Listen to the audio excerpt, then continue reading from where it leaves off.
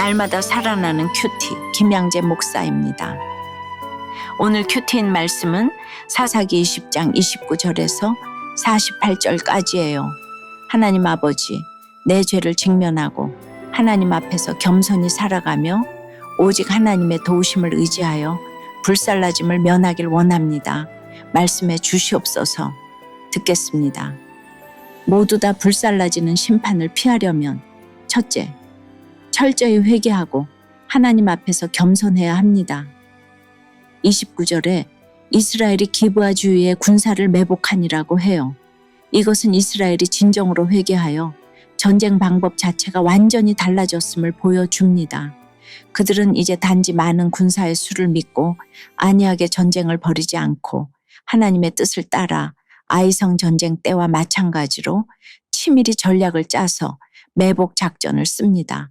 30절에서 이스라엘 자손은 이전처럼 기브아를 향해 전열을 갖추고 전투 대형을 잡아요. 겉보기에는 이전과 똑같은 방법처럼 보이지만 이번 전쟁은 인격적인 주님의 명령을 듣고 행한 전쟁이기에 창조적이고 효과적인 전략이 나왔습니다. 31절에서 베냐민 자손은 이스라엘 군대의 작전대로 꾀임에 빠져 성읍을 떠나기 시작합니다. 처음에는 베냐민이 이전과 마찬가지로 이스라엘을 쉽게 이기는 것처럼 보였어요. 우리가 복음을 전할 때도 때로는 거짓으로 패할 수도 있어야 합니다. 진짜 능력 있는 사람은 필요할 때 상대를 도와주려고 일부러 져줄 수도 도망가는 척할 수도 있다는 것입니다. 이것이 전략이고 지혜입니다. 32절 33절을 보면 이스라엘은 도망치는 척하며 베냐민 군대를 성읍 밖으로 유인하지요. 그들이 성읍을 비운 사이 이스라엘 군대는 바알다말이라는 장소에서 전열을 갖추고 이스라엘의 복병은 기브아 초장에서 쏟아져 나옵니다.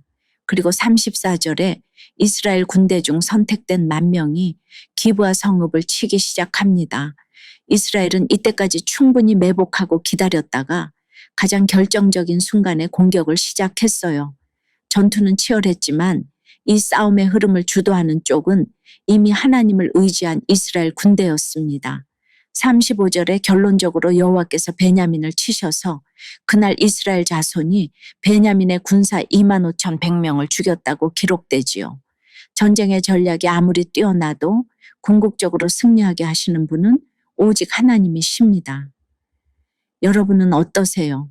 내가 꼭 이겨야겠다는 생각을 내려놓고 복음을 위해 일부러 져주거나 양보한 적이 있습니까? 내게 주어진 힘과 능력, 물질 등을 하나님의 전략과 계획에 따라 지혜롭게 사용하나요? 모두 다 불살라지는 심판을 피하려면 둘째, 하나님의 공의를 두려워하며 죄를 멀리해야 합니다. 36절에서 베냐민 자손은 마침내 자신들이 패배한 사실을 깨닫습니다. 처음 2번의 전투에서 승리한 베냐민 자손은 3번째 전투에서도 당연히 이길 것이라 생각하고 제대로 대비하지 않았던 것이죠. 이처럼 영적 전쟁에서 첫 승리나 성공에 도취하여 방심하면 결국 큰 패배를 당할 수 있습니다. 하나님의 뜻을 따라 승리하더라도 늘 겸손히 다음 전투를 준비하는 자세가 필요해요. 37절, 38절에서 기브아에 매복해 있던 이스라엘의 군사들이 복병으로서 급히 나와 성읍을 치고 불태웁니다. 이스라엘 군사들은 사전에 약속한 대로 성읍에서 큰 연기가 하늘로 치솟는 것을 군호로 삼아 전투를 전개하지요. 복병이 성공적으로 기브아 성읍을 장악하고 불태우는 것이 전투의 승리 신호였던 것입니다. 베냐민 사람들은 전투가 시작될 때 이스라엘 군사 30명을 죽였기에 승리를 확신하고 있었어요. 그러나 그것은 착각이었고 전투 상황은 이미 이스라엘의 전략대로 흘러갑니다.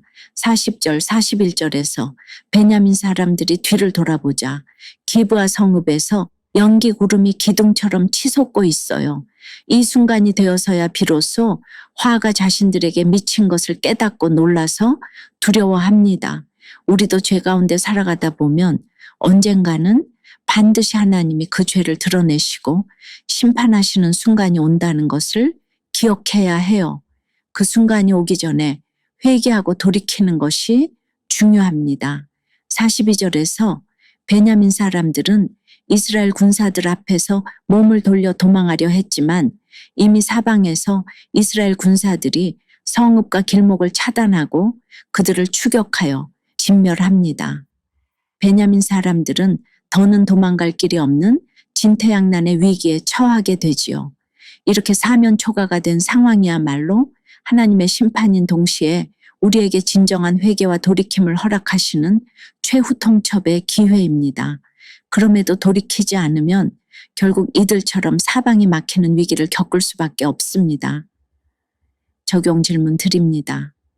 죄를 반복하면서도 하나님이 심판하지 않으신다고 방심하거나 교만히 살아가지는 않나요? 사방이 막히고 더는 도망갈 길이 없는 진퇴양난의 상황을 회개의 기회로 받아들이나요? 회사의 어려움을 통해 주님의 은혜를 잊은 교만의 죄를 회개하고 하나님을 의지하게 되었다는 한 성도님의 큐티인 묵상 간증이에요. 저는 20대의 신장투석과 갑상쇠암 수술로 많은 시간을 병원에서 보내고 아버지의 신장을 이식받았어요. 그래서 또래에 비해 사회 진출이 늦어졌지만 공동체 지체 소개로 건설업에 취직했지요. 5년 전 저희 회사가 개발해 출시한 새 제품이 업계에서 좋은 평가를 얻어 회사는 몇 년간 크게 성장했어요. 그 과정에서 영업사원인 저도 혜택을 톡톡히 받아 전화 통화만으로도 영업이 잘 되었지요. 회사의 위상도 제 월급도 올라가니 앞날이 밝으리라 예상했어요. 그런데 작년 초부터 건설 경기가 침체하고 회사의 매출은 점차 줄었어요. 그제야 저는 현실을 자각하고서 그동안 영업사원으로서 안일했던 교만과 게으름, 하나님이 주신 힘을 내 능력이라 착각한 죄를 보게 되었어요. 건설 경기의 불황은 35절에서 베냐민 지파를 징계하신 것처럼 하나님이 저를 치신 사건임을 인정해요. 요즘 저는 전국에 개설된 건설 현장을 돌아다니고 있어요. 때로는 잡상인 취급을 받기도 하지만 하나님이 제게 허락하신 너그러운 징계라 여겨지니 웃음으로 넘기게 됩니다. 앞으로는 업체나 사람이 아닌 하나님만 의지하며 영업의 결과를 주께 맡길게요. 저의 적용은 업체를 방문하기 전에 그날 큐티 말씀을 생각하며 짧게라도 기도하겠습니다. 업체와 통화를 마칠 때 감사합니다 라고 인사하겠습니다 입니다. 43절에서 이스라엘 군사들은 베냐민 지파를 끝까지 추격하여 그들이 쉬는 곳까지 가서 철저히 진멸합니다. 베냐민 사람들 가운데 칼을 빼는 용사들 대부분은 죽고 겨우 600명만이 살아남아 림몬 바위로 피신해요. 이렇듯 하나님은 죄악을 용납하지 않으시고 그 죄를 철저히 심판하시는 공의로운 분입니다. 그런 동시에 베냐민 지파에서 600명을 남겨주심으로 완전한 멸절로 끝나지 않고 다시금 새롭게 시작할 수 있는 기회를 주십니다. 이 남겨진 600명의 사람은 하나님의 자비와 긍휼의 증거이자 회개의 기회였습니다. 사랑하는 여러분, 우리 역시 하나님 앞에 서면 철저히 심판받아야 마땅한 죄인이지만 주님은 우리 대신 그 심판을 십자가 위에서 다 받으심으로 우리를 살리셨습니다. 우리가 오늘 살아있는 것은 결코 우리의 의나 공로 때문이 아니라 오직 하나님이 베풀어 주신 은혜와 긍휼 덕분입니다. 그러므로 하나님이 내게 남겨주신 삶의 기회, 시간, 물질로서 복음을 전하고 공동체에 속해 죄를 멀리하며 하나님 앞에서 더욱 겸손히 살아가야 합니다. 죄를 가볍게 여기지 말고 하나님의 공의 앞에 철저히 회개하며 주님이 남겨주신 은혜를 따라 사명의 자리를 지켜나가는 저와 여러분이 되길 주님의 이름으로 축원합니다. 기도드립니다. 주님, 이스라엘이 베냐민 지파를 심판하며 모두 다 불사른 사건을 통해 죄악을 결코 용납하지 않으시는 하나님을 보았습니다. 저희가 죄의 심각성을 깨닫고 죄를 멀리하며 하나님 앞에서 늘 겸손히 살아가게 도와주시옵소서.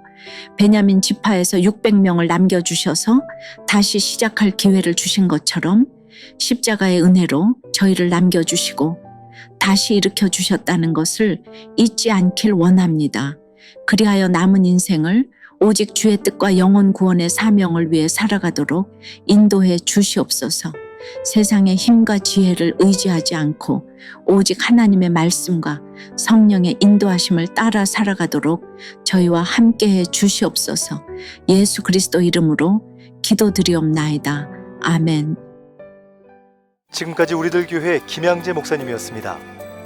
큐티에 도움받기 원하시는 분들은 QTM 홈페이지 qtm.or.kr 또는 유튜브에서 QTM을 검색하시면 도움받을 수 있습니다. 자세한 문의사항은 지역번호 031-705-5360번으로 문의하시기 바랍니다.